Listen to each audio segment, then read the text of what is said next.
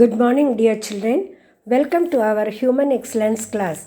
Today's topic is how to focus 100% your mind on anything. If you have a deep yearning, you will make a firm resolve. When you have strong decision, you will put in tremendous effort, and that is how you will become. There are two kinds of motivations. The first is external motivation.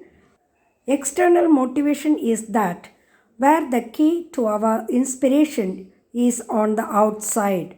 For example, the boss says, if you work hard and perform well, I'll give you a commendation to the board. That's the gift, that is the external motivation. And the second one is internal motivation. And if you are internally inspired, it is irrespective of the externals. If we can tap into internal motivation, we then become insulated from the environment. Nothing can put us down. It only requires giving your intellect. Even a little child can do that. Here is a small story about a little girl, Lalita. Her parents were worried about her studies. She was not listened to her parents. Her answer is that her mind does not want to study. But the same Lalita, when she went for a year-end final exam, she fixed the mind. It was a 2-hour examination. For those 2 hours, she was totally focused, not looking at the classmates, not peeping out of the window, just the question paper in front and the best possible answers. Now, how did Lalita become so inspired? She thought before that she cannot control the mind, and here for 2 hours her mind was so sharply focused.